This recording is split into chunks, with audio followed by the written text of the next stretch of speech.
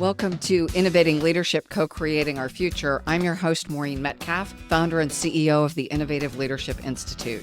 With me on the show today is Neil Sahota, IBM Master Inventor, United Nations AI Advisor, author of the book Own the AI Revolution, and professor at UC Irvine.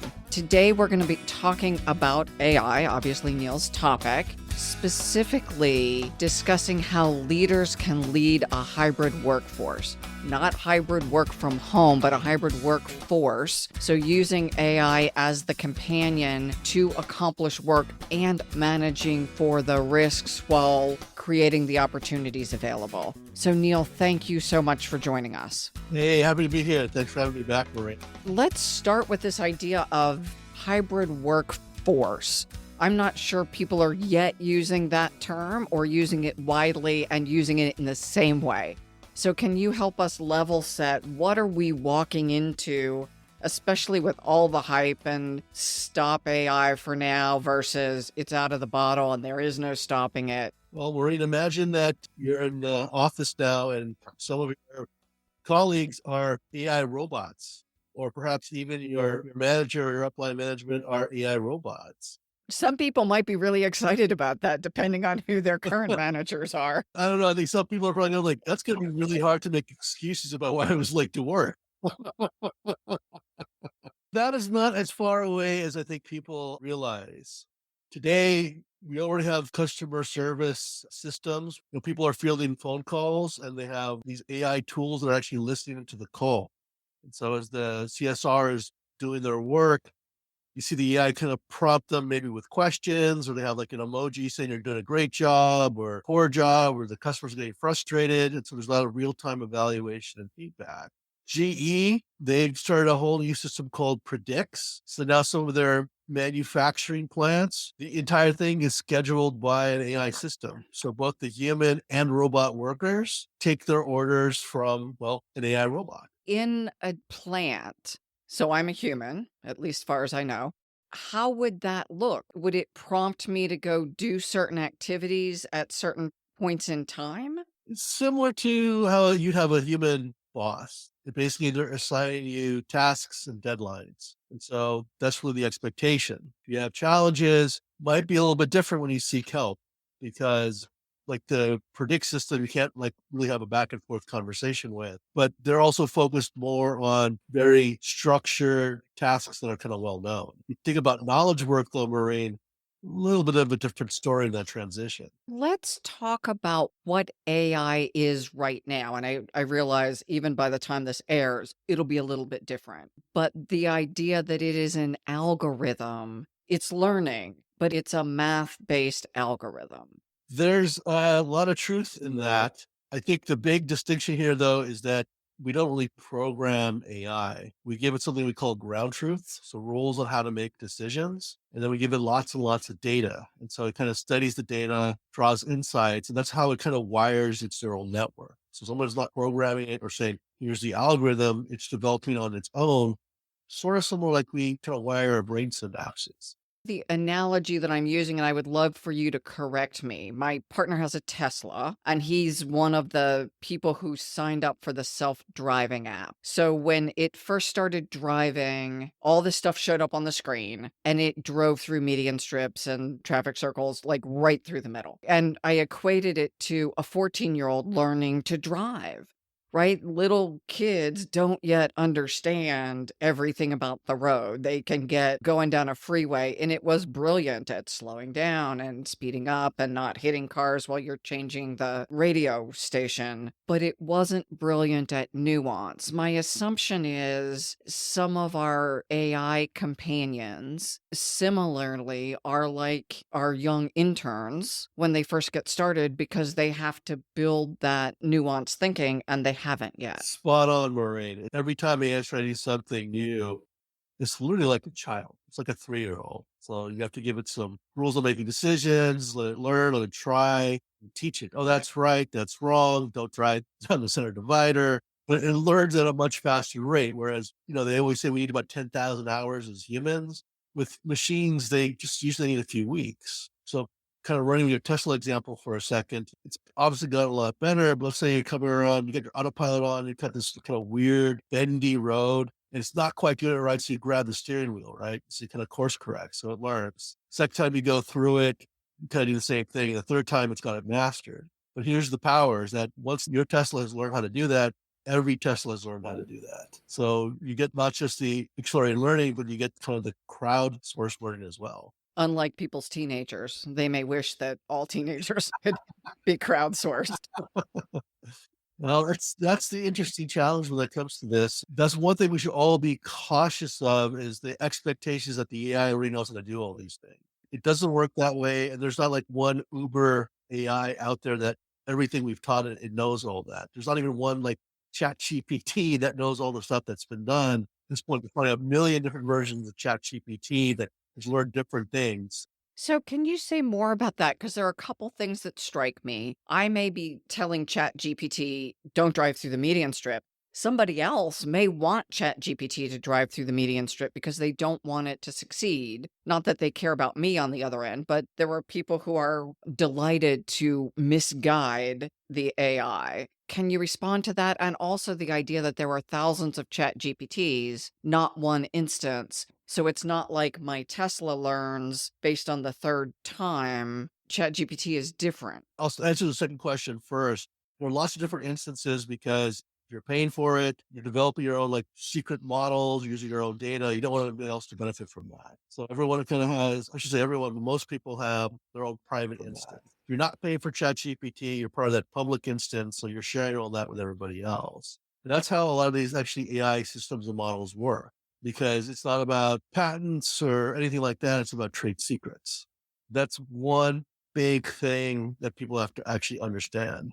Going back to the other question about, well, could someone teach ChatGPT that it's cool to drive down the center divider? Absolutely. That's the thing about AI. It only knows what we've taught it. So if you tell it that, hey, that's cool, it's cool to drive on sidewalks, it doesn't know any different. If you tell it the only trusted news source is the National Enquirer, guess what happens? These things are just tools. It's about how we choose to wield them. And some people, unfortunately, are going to misuse or abuse them. We saw that with Microsoft a few years ago, where they launched a Twitter bot called T-Bot. They basically trained it up to like a 13-year-old teenage girl, thought it was a great social experiment, first among the AI scene. And 24 hours later, they had to shut down T-Bot because it was a Nazi, a racist, a sexist, because just a handful of people taught it some really bad things. They intentionally tried to corrupt it. And it worked. Yeah, it doesn't take much. Most Most people, I people, I think, think, are are good in good intention, but it's intention, but that it's that 5% of bad 5% of bad actors that actors can that can really really muck muck everything up. everything. So the idea of crowdsourcing is an important element in OpenAI, that it is open source. It is. That's actually why you see things like Dolly 2 and ChatGPT, a lot of real traction in the last half year or so.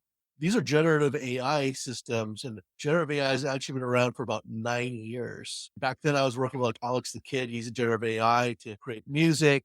People were using this to kind of design new types of urban transportation. Of course, some people were using it for deep fakes. But because of the crowdsourcing that OpenAI did, it kind of reached a point where these tools like ChatGPT could do everyday things that people need. A good friend of mine, she was telling me that her son is actually using ChatGPT for job hunting. Taught ChatGPT the skills, work experience, job post. ChatGPT generates the resume and the cover letter specifically for that job post. And he's 11 for 11 in getting interviews. We are doing a couple things that I'm really excited about. One, because it's taken a task I don't want to do. So we have videos in our online training and they're outdated because, things are outdated 2 weeks after you film them. And I don't like doing videos. So we now have FOMO. And as of today, my avatar looks like me, but sounds like a robot. But one of our team members now has my voice clone working. So in the next week, we'll be able to update our videos with Maureen's avatar. So that's one. But the other is we have a book coming out. And we use ChatGPT to go out and take content from our first 10 books and our 400 podcasts and boil it down and give us a first draft for the book. Now, the amount of editing we've done, there are not many words from the first draft still in place, but it gave us some interesting synthesis of our work, different than we had envisioned. That was a really useful start because for me, having written 10 books and some of them fairly in depth, this was supposed to be an essentials book.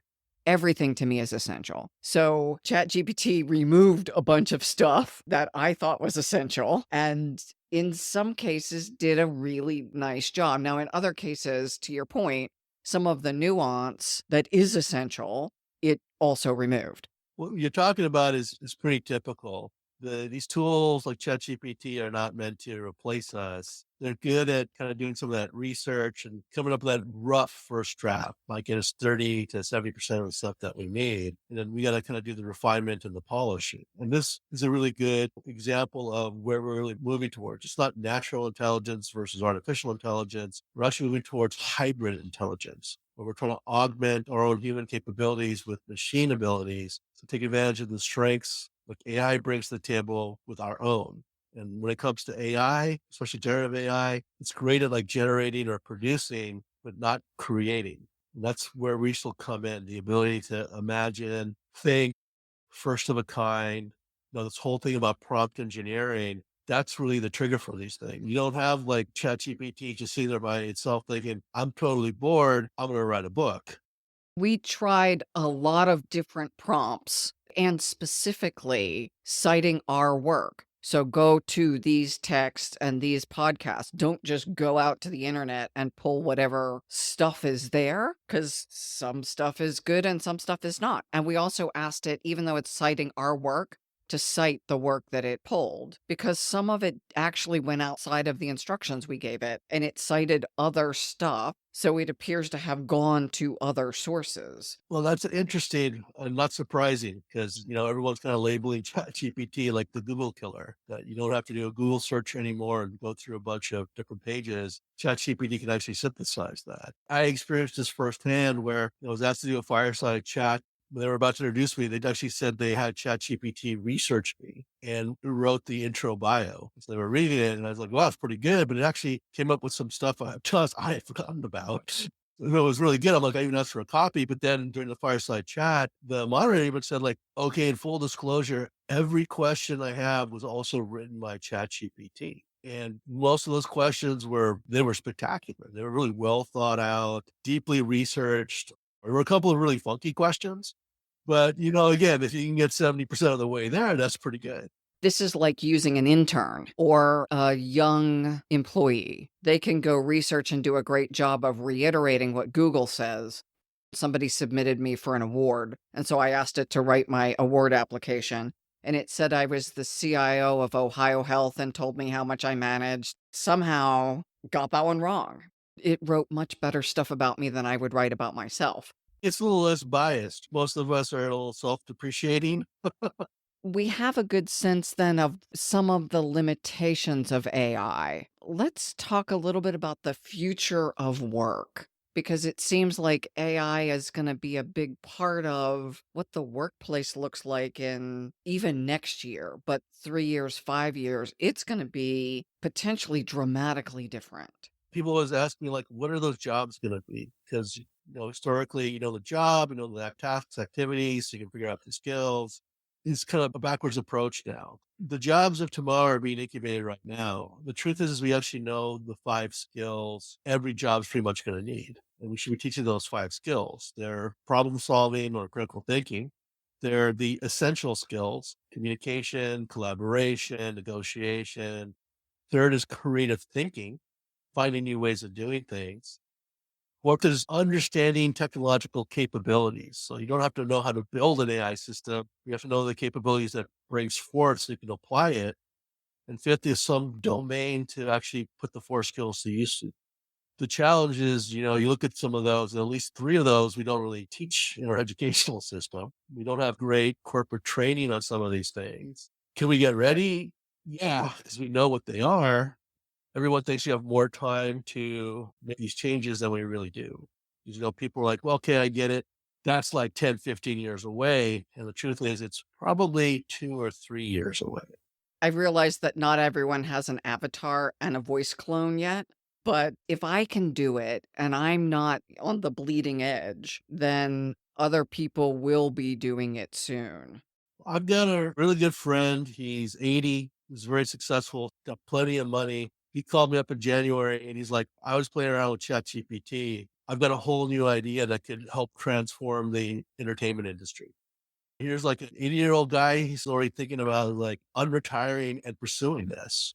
That's amazing. That's fantastic. But it shows you how rapidly things are going to change, because you're going to have a lot of people that are going to be like kind of jumping in as much as first movers or first drivers. The other piece of that for the folks who are not jumping in quickly, who are saying it's 10 to 15 years down the road, I'm 50, I can coast. No, I know that you want to try to run the clock out to retirement. Probably not going to happen. You need to have a plan B. That's for sure. I get it at that age and you have a family. It's hard to go back to school for several years, but you start figuring out what you can do or be one of the drivers, lead the change. I'd like to have the option to work for another decade. So my plan is to stay as current as I can so that I have the choice. Exactly. And that's where a lot of people are struggling. As leaders, where should I spend my time so that I stay current and I become one of the influencers rather than the influenced or left behind? I think just being an entrepreneur, maybe an entrepreneur in general, you're always thinking about pain points. Where are the problems and what can I do about them? And you gotta have to strip off the blinders for a second and say, like, forget about we never did it this way, or I don't know if this is even possible. You gotta kind of think and say, this is what I'd like to be able to do. I think this would solve the problem. And then see, does that, AI or other emerging technology capabilities allow me to actually do that? Right? That's where you can tap into your technologists and start having them help you understand, is this actually feasible or not? That's really the approach to take. So, human creativity, one of our top five. And then understanding what technology can do, and then decision making, steering the thing. You kind of have that look on your face, right? Because it sounds like, okay, that sounds pretty straightforward and common sense. It can't be that simple, right? It absolutely is. As human beings, we want to overcomplicate things. Remember Occam's razor. The simplest solution is probably the correct one. So, if I'm working in IBM, I may not be setting the strategy for IBM, but I can manage my department and experiment with ChatGPT unless you're one of the companies that's locked it down. Absolutely. I've had a couple of conversations recently with some universities, and so you have a lot of great faculty and professors doing some amazing research, getting patents, but it's all over the place. It's like micro siloed and all that. And one of the things we're talking about is, you're looking for low hanging fruit. You could actually have Chat GPT read all the patents, read all the white papers, all the journal submissions, articles, and suddenly you have this conversational resource that if somebody's interested in something or wondering if you're working on this, could ask. And it can explain simply and pull up the right documents. And suddenly you're making it a lot easier to utilize that IP portfolio that you have. You don't have to worry about this whole team that knows like IP law, knows about commercialization, but they don't understand these different domains like microbiology and trying to figure out where's the matchmaking. So, real time, let's play a game. One of my challenges has been we have 400 some podcasts. We need a page on our website that somebody can say, I want to learn about AI. How do I deploy ChatGPT on the website so somebody can say, give me an AI podcast or DE&I podcast, or who's the most exciting guest you've had recently? I like to drink bourbon. Can we create prompts that steer people to ask ChatGPT to help them? 100%. I might blow your mind away here for a second, Maureen, because back in 2016, back in my IBM days, we actually worked with TED. Mm. Watson watch all the TEDx talks, and there was a special search engine you could go use and say, like, I'm interested in subjects like that. And so Watson would not just bring up the right videos, it would tell you the segments of the videos. Oh, what you're interested in, you want to watch from 9 minutes, 14 seconds to 12 minutes and 48 seconds. That's your sweet spot, right? And then based on what you did, it says like, I noticed you're really digging some of these things. These are some complementary topics you might also be interested in. That was 7 years ago. Think about what we can actually do today. With ChatGPT, we could put a little box on the webpage and suggest some prompts. Suggest some prompts. You probably have ChatGPT even generate partial transcripts as a little teaser to say, I think this is what you're looking for. Here's, 10 seconds of it. What do you think? Okay, the head of our media team happens to be producing this podcast, so we have an assignment for this afternoon. Don't hate me, guys. Sorry. No, it solves a problem. This solves a problem that we have 400 hours of podcasts. Even I, as the host, don't remember 400 hours of conversations. So I need to count on ChatGPT to help me. That's why we have these tools. I don't think I can remember 400 hours of anything, to be honest.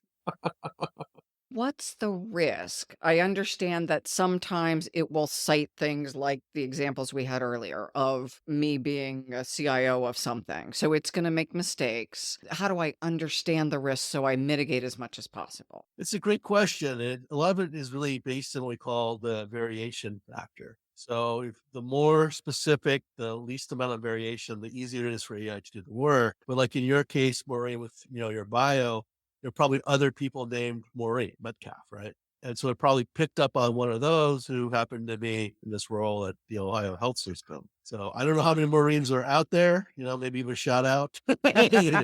There is another Maureen Metcalf who's an author, but she writes about end of days. So we're writing different stuff. That might be a little problematic, right? We're talking about a hybrid workforce and they might confuse it with end of days. Zombies. It's the zombie workforce. But that's really the challenge, right? You probably remember I think it was the New York Times journalist who wrote an article saying, I asked ChatGPT to tell me which 5 stocks to buy, saying, I want them to, double in a year. And it's like, I got a bunch of gobbledygook. Well, ChatGPT, I don't think has been trained in stock investing, at least back then. But two, when it's doing its research, think about how many different stock investment advice approaches and stuff that it's actually picking up. There's so many, it's so much variation that it's hard for the AI to then be able to reconcile what's the most meaningful. Okay, so that's a really good point. Just like economic advisors, each president thinks something's going up or going down. If we knew the answer, we would master monetary policy differently. 100%. And so that's the challenge. And that goes back to what I was talking about, the expectation that we think the AI already knows how to do these things and we have implicit trust in the machine. So we never expect it to be wrong. But these are the challenges. We have these great questions. I remember early on, just before ChatGPT kind of exploded out, people were asking like, what's the meaning of life? Why are we here? And all ChatGPT is going to do is pull from a bunch of religions and philosophies and stuff and go like, there's a lot of different answers here. I'm not really sure. So it seems like one of the biggest takeaways leaders should have, or any user, just that we're a leadership show, is know the limitations. Just like I wouldn't ask you to be a gymnast. You're an advisor to the UN on AI, but you may not do a great job on a balance beam at the Olympics. We're definitely not. But this goes to management leader style where it's like you want to manage the people's weaknesses around manage their strengths and manage around weaknesses. And it's the same thing with AI. It's a powerful tool, but we got to understand what it can actually do and what its limitations are. It's not sentient. It's not all knowing. It's certainly not an oracle. It's an algorithm. Yeah, it's not always going to be perfect. I freak people out when I use this example, so my apologies, but it's like when I ask people, what's the acceptable failure rate of an airplane? The people that go, like, oh, zero, it's like, it's impossible. It can't be zero. There's a number. I assure everyone it's a really, really small number, but there is a number. And so we have to understand that, yeah, these things are not going to work perfectly and they're not going to be able to do everything. There's an acceptable failure rate with these AI systems. And I'm thinking on the airplane example, each part has a failure rate, but they shouldn't all fail at the same time. Let's hope not. So far, I've never seen that happen. Doesn't mean it can't happen. But that's also the other thing is most of us have probably flown. All you see is you take off, okay, we land, okay, that's great. Or one thing goes wrong. Recently I had a flat tire on some of the landing gears. We pulled away from the gate. It was like, oh, groaning, oh, we're going to be late, disconnect, that kind of stuff. But most people don't realize that was one out of probably 2,000 things that could have gone wrong. Yeah. And better to know when you're taking off than when you're landing that your tire is not going to work. Oh, yeah. So it sounds like the risk is largely just like with any other employee. If I overestimate their skills, I may ask them to do things they shouldn't. What are the likely things we need to prepare for? One of the things I've heard that just everyone should be aware of is the voice cloning. And if your child calls and says, I've been abducted by, fill in the blanks terrorists, go to the Find My Phone app and see if it's really your child or a deep fake. So we will have bad actors doing things. Unfortunately, I mean, there are good things. We call those digital twins where, people know what they're doing. It's intentional, using the likeness, you have the permissions. And you have some people doing that just to essentially increase their bandwidth. Like I was interviewed by Bernard Moore, and he during the interview freely acknowledged that he's actually got his own avatar. Sometimes, like if you're trying to chat with him online or you got like some sort of video conference or something going on, it may not actually be him. It may actually be his digital twin. Hmm. So he can make himself more, accessible in some capacity, but he does disclose whether it's really him or not. He does. Yeah, and you got some celebrities that are doing that as well. You actually some celebrities now that they actually want the digital twins because they can do more commercials overseas, other roles. They're essentially creating more than 24 hours in a day by doing it.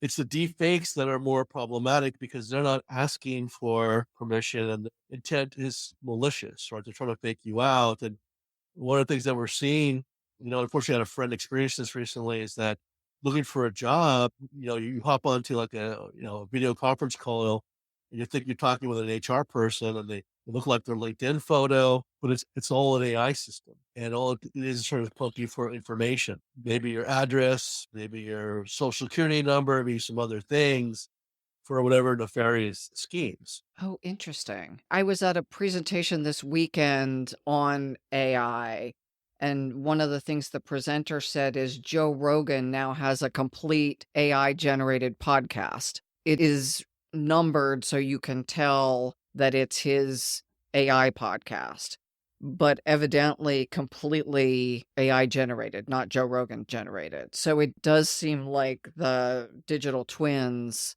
if we're ethical about them, can do interesting things. They can. There's a famous fashion school in New York. They actually have their students do fashion shows, but they're actually using AI tools. But the AI is also designing all the models and essentially simulates the entire fashion show. So even though it's not physically there, it exists completely in a virtual world, virtual models, virtual clothes, virtual photographers, but it gives the students then, experience with these tools they're probably going to be using in the near future to the experience of what a fashion show is actually like and all the ins and outs beyond just designing the clothes, getting the models ready and prep and managing the media. This whole digital twin can be a really powerful thing for business leaders and training and prep without needing physical space or time consuming of resource time. In the leadership space, I think back to SimCity. That simulation taught me a lot about city layout and design and planning. And when I bought my next house, I attended to some of the things I learned in SimCity, and I still pay attention. It seems like this now gives us a way to create learning tools that are accessible without extreme price. It's not expensive. You don't need the physical location. You don't need specialized equipment. GE and I think Rolls-Royce are using the metaverse and AI now so that designing jet engines, they don't need to buy the materials. They can really do more experimentation. And if the engine accidentally explodes, well, nobody gets hurt because it's all in the metaverse. It's interesting in that we have this technological tools to do this. But now, like some of the work that I'm doing is we're combining cognitive science with AI in the metaverse to find new learning models. Because like a lot of people are saying we can use VR to some of these things, but all we're doing is automating the existing learning model. You realize there's a different way people can actually learn and more effectively learn. And that's the real innovation that should be occurring with these tools. Could you say more about that? Because I'm thinking about junior achievement right now as teaching kids about jobs. and they wear the VR goggles, so they've partnered with Meta for places you can't take kids, like, you can't necessarily take young people to a construction site or behind the counter in a bank. So they're doing these virtual reality tours. This seems like the extension of, "What do I do next?" Real simple example is law. I was shocked to realize how many lawyers or even law students have never been in a courtroom. Combining cognitive science, AI, and the metaverse, you can replicate the courtroom. You can actually replicate the judge, the jury. There's enough data out there so AI can actually mimic their mannerisms, how they'll probably respond in case, mimic the co-counsel. As they go in, they practice their arguments, they practice attacking co-counsel, try out different case strategies and see how the judge may react, how the jury may react.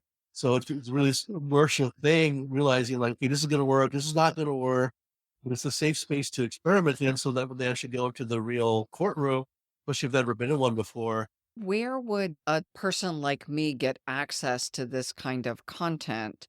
Hopefully, I will never be in a courtroom, but there are places I will be. How do I learn to get better before I show up? it just depends on what you want to do and, well, the data and things like that. So the courtroom is one example. Another thing, we're actually doing a lot of work in like mental health, especially Gen Z. Some of them get really anxious about looking for a job, especially going to an in-person job here. And so we've actually set it up that you're in a replica that looks like your room or your apartment or a house. And you actually have to go through these steps. You have this interview, say at 10 a.m. to kind of get up, get dressed, you're prompted with decisions. And we'll see, especially early on, people like, I don't want to get out of bed. Okay, you're not forced to.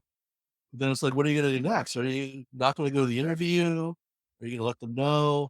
So they kind of go through all these steps, but there's a level of personalization, customization that has to occur to make that happen. Now, the metaverse technology, there's a lot of toolkits to this quickly and cheaply, but there's an actual psychological science. We actually work with psychologists and therapists to understand the different scenarios, different decision points, so people can actually practice this. And we've seen over time, the AI is also measuring the responses and changing things. You can't memorize your way through. But what ends up happening is they keep going through and trying different things.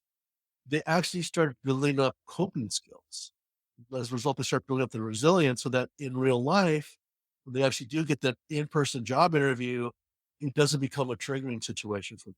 There are so many things, everything from climate science to AI to name your thing, that's impacting us much more quickly than we thought.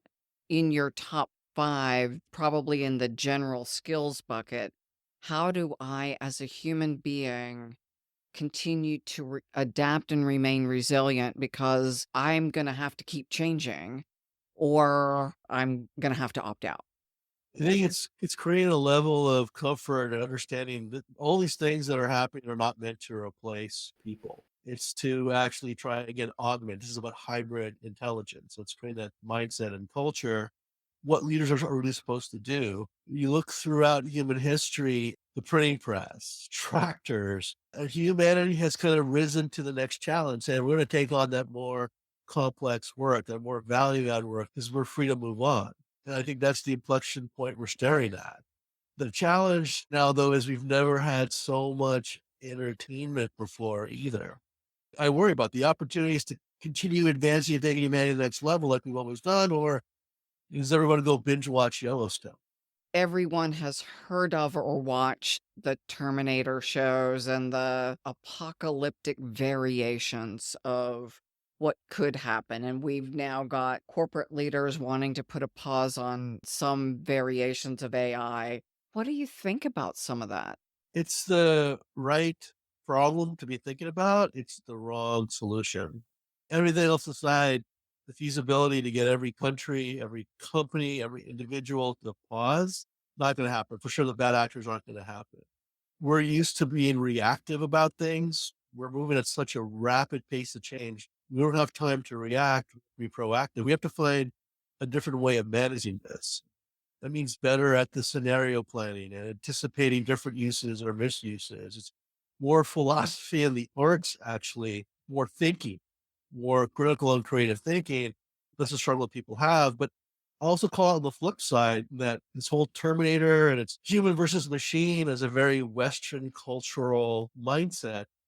If you look at like Eastern cultures, like particularly in Asia, they have a history in movies and books and all this stuff of robots and these AI systems were helpers.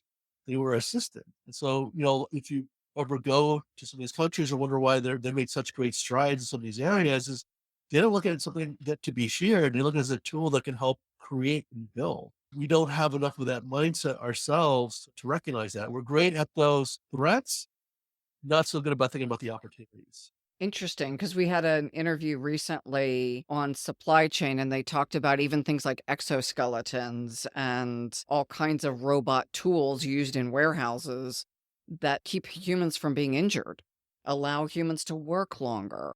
At 50, if your job is moving boxes, you may not be able to do that anymore. If there's an exoskeleton and your job is moving boxes or loading airplanes or something, you can continue to have productive work of that sort. There are some really useful robotic companions. 100%. And I mean, AI, like all technology, is just a tool. You can take that hammer, you can build, you can create with it, or you can destroy. The hammer is not inherently good or evil. It just is a hammer, right? It's about we as people and how we wield it. And I think that's where we struggle. Another conversation I had, evidently, I've logged all my conversations waiting to talk to you. Another conversation I had was about this competing for talent, can't find enough people, all of that stuff. With AI companions, junior people will be able to do things that they couldn't have done because they didn't have the years of experience. Now we'll be able to hire, say, a 3 to 5 year person, have them work with their AI companion who has a level of expertise in a thing, not general AI stuff, but expertise in engineering or law, and it changes the workforce mix and consequently the cost to companies to get tasks done. Let's run with the lawyer thing. Sorry, lawyers. When we talk about some of this stuff, it's not that we suddenly just need lots of less lawyers. Sorry, rest of the world. Then each of those, like associate lawyers, a 3-year associate lawyer could probably take on more work, a bigger caseload, which is helpful. Or the nature of the work they're doing may change. It may not be so much legal research or a lot of the court document filings and responses. They may be spending more time now learning to how you interact and deal with clients. They may get an earlier start in their career on the rainmaking, like how do you generate sales? They may get more active in legal marketing, or make it more active on project management estimating as clients are moving to fixed price modeling. There's still plenty of work to be done. It's just that work is probably going to be different. If I'm thinking of the job of talent management, how I think about my talent will evolve pretty quickly. It will, right? If you're a CEO of a company right now thinking like, can I replace my entire workforce, all my employees with AI robots? Seems unlikely. Think about the knowledge workers alone. A lot of that is not really automatable. There's probably some tedious admin tasks you can take off their plates, but by doing that, you're freeing them to work on more value add work. The digital twin's a good example that I'm outsourcing to my digital twin all of my videos. I will save days of video shooting because digital twin Maureen is doing the videos. Microsoft Outlook now has this thing that if you enable it or your company enables it, it's keeping track of like some key tasks and dates in your emails. And so you get this summary email on Monday saying like, hey, these are the big things you got to remember for the week. I don't know about everybody else, but I get a couple hundred emails a day, scanning through 1,000 emails trying to remember all the stuff, or have my little long list and hopefully I remember all those things. I got a little tool that nicely summarizes all that for me. And that's AI driven? Yeah, they're using their Cortana technology, I believe, for that. I used to get those summary emails. Now I have to find out why they're not happening. Because, like you, I would get a prompt like, you haven't responded to this in 2 days. I think LinkedIn does the same thing. It says you got a message and you haven't responded to somebody. Yeah, LinkedIn is owned by Microsoft. Same technology. To your point, it still doesn't mean things don't show up or that I don't miss them. I don't miss having to spend, 60 to 90 minutes at the start of the week, go through what happened last week and remind myself the key things to focus on. It's time that I can spend on something else. They're built into the tools we already use. I don't have to go find a special app. It's there. I just have to tell it to stop talking to me if I don't want it. As we are wrapping up, I'm going to invite our producer, Dan Michalko, to join the conversation. Dan, as you've listened to us, especially with a science background, what questions come to your mind that we haven't talked about? It's a question that you did talk about that I want to go to first from a science perspective, and that's the creativity. We're trying to parse out what creativity actually is from a biologic, a neurologic function. And as we nail that down better neurologically, will creativity continue to be the sole province of humans, or will we be able to model it in an AI system? So that's one of your 5 skills that goes out the window and humans are down to just 4. You're already starting the countdown? Uh-huh. It's interesting. This is the challenge that we have. Yeah, I can only do what we teach it. We're only able to teach it what we understand, what we can commoditize. And Mhm. so far, we don't actually know how to teach creativity to other people. Hmm. So how do you help someone like be imaginative? Right. It's just intrinsically, we don't understand how that works in our own minds. We can't kind of replicate that or teach by example to an AI system. It's the same thing actually with sort of language. With an AI system, it has to hear about 100 million words or phrases to become fluent. Great. But for a human child, it only needs to hear about 10 million words or phrases. Hmm. So it's not the volume, it's not big data, we call it the medium data problem. There's certain words and phrases that trigger that cognitive learning. Mhm. We just don't know what they are. And when we're learning our first language, we don't have the ability to communicate what's connecting with us. So there's just some of these mysteries of life, so to speak, that we can do certain things. We just don't understand how we're able to do them or how we learn to do. And so if we don't know how we learn, we can't teach an AI system. We have developed tools to enhance creativity, to spark it, to develop it further. If we're developing the tools, we can't be that far away from figuring out how it works. And if we can figure out how it works, can we then create an operating shell where AI can mimic the creativity? Maybe, but I think part of this goes to what we call artificial general intelligence. It's all narrow. It can only do what we Mhm. trained in. It's not thinking for itself. I think that's part of what sparks our creativity and our intelligence is if we have downtime or something else happens, we're able to kind of just connect those dots on our own, right? Like we talk about like sometimes, hey, you're stuck, you have writer's block or something, or you're trying to solve this big market competition problem in South America. Sometimes just step back, do something different, go take a walk, and for some reason that sparks the idea or sparks the insight. We don't know why that works, and you can't tell an AI robot like just go take a walk and see what happens, right? A little downtime for my bot friend. Yeah. Well, are we limited? Is AI limited by the physical method of computing so that it's not so much the algorithm, it's the ultimate limit, but the fact that we have these linear processors? So, say when we get to quantum computing, where we can do non Boolean processing, would that be a big advancement for AI and maybe bring it closer to the way humans think? Yes and no. It would be a big advancement for AI in that it can consume a lot more data more rapidly. And so in theory, you can find a lot more in connection between the variables, but that doesn't necessarily translate to creativity. I worked with Bon Appetit 8, 9 years ago on using AI, and they wanted to see could AI come up with original like food recipes. So, and it did. It was coming. I remember the first thing we asked for was like a healthy barbecue sauce. And I was like, well, what do you mean by healthy? Good question. Mm. High fiber, low calorie. Came back with this list of ingredients like butternut squash and tarramin, like things you don't find in barbecue sauce. So like, yeah, it doesn't work. I mean, it doesn't eat, doesn't understand the flavor, but we made it. Hmm. It tasted like barbecue sauce and was healthy. We're thinking about that. Like, how did it know that? Because it was coming up with other things like the chocolate Austrian burrito, and it was coming up with like ingredient combinations that most people really aren't familiar with or sound bizarre.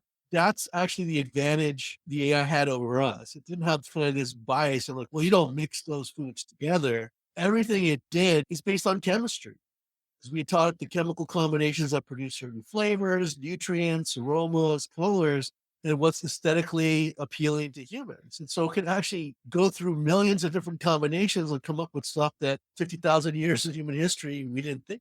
That's the advantage. It's just the ability to sift through all those combinations, all that data so quickly to identify those Now, opportunities. as an unstoppable foodie, I love that idea. So now let's circle back to leaders and leadership. Do you have any recommendations? We talked about leading hybrid workforce. Is there a way for me and for Dan and for all of our listeners who happen to lead people? How can we use AI technology to be better leaders? It's a great question. I think there's been a lot of focus on leadership, on market strategy, analyzing competitors, better marketing our products, and some of these things. They're very call it kind of operational, automated types of thinking. But what we started seeing some of these smarter leaders do is they've learned that some of these AI systems have been taught psychology, they've been taught neurolinguistics. And in fact, you can actually now focus and know each person, like all your leadership team, your direct reports, customers, stakeholders, you can know each of them like a best friend.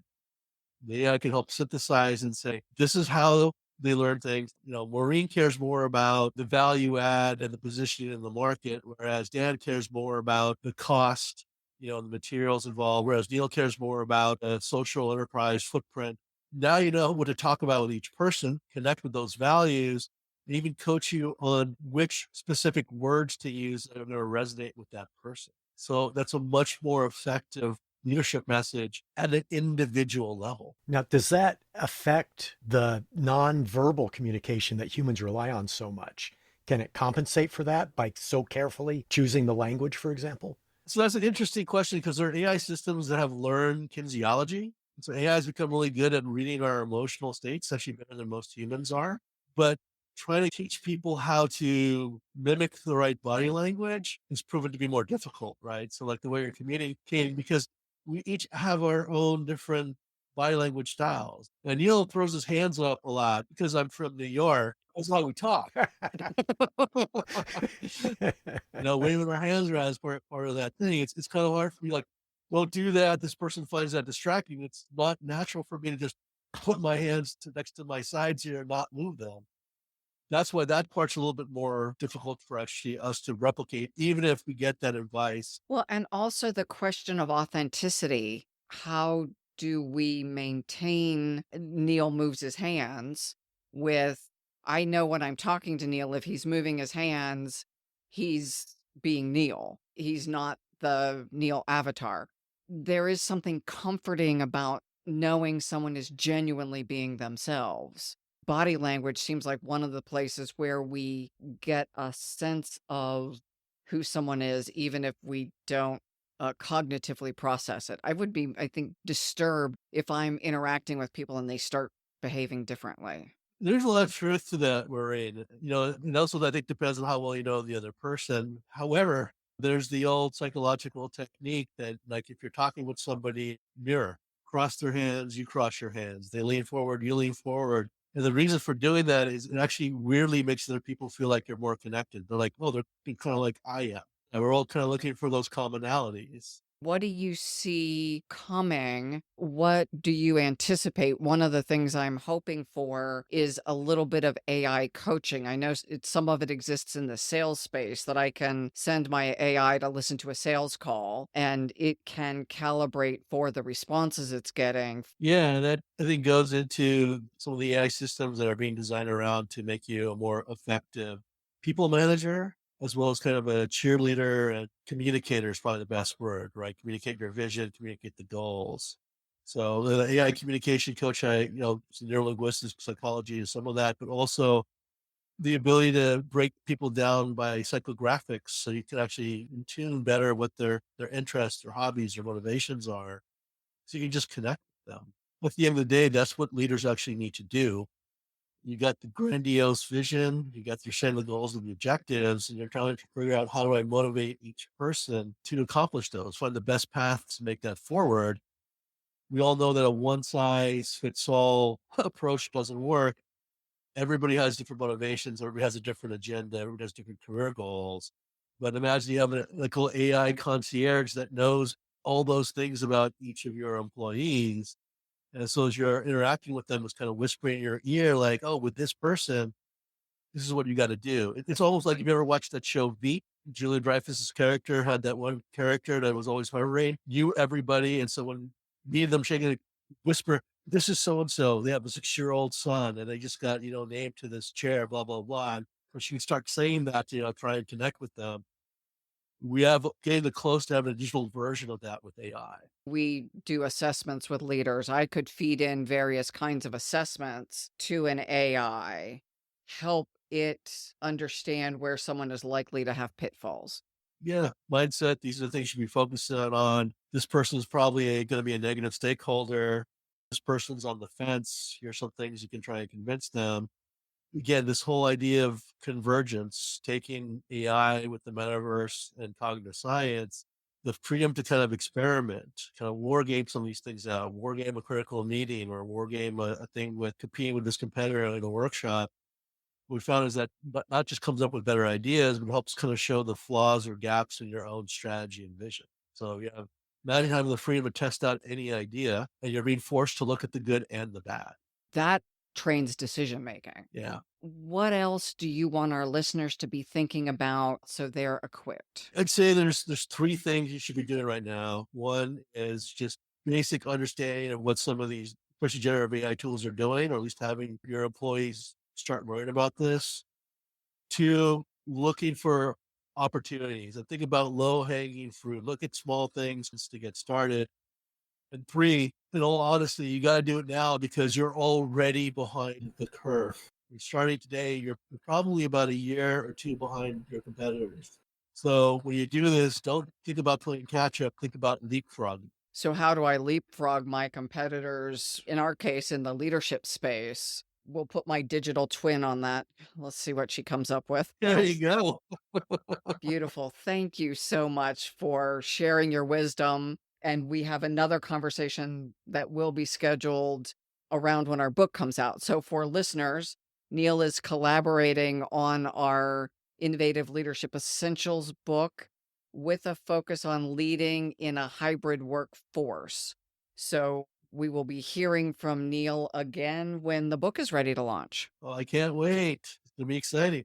So thank you. Thank you to our listeners. We hope you are finding this entertaining and compelling, and the invitation to how do I not only get on the AI conversation, but leapfrog my competitors so that I am positioned to be as effective as possible for the longest period of time over as we're thinking about our work lives. And Dan's going to work till he's 100, so he's got to be productive for a long time still. Neil, how would listeners connect with you? Oh, listeners can find me on my website, which is just my name, neilsahota.com. And I actually have a LinkedIn newsletter they can subscribe to called Disrupting the Box that talks about the latest advancements of AI and the metaverse in business.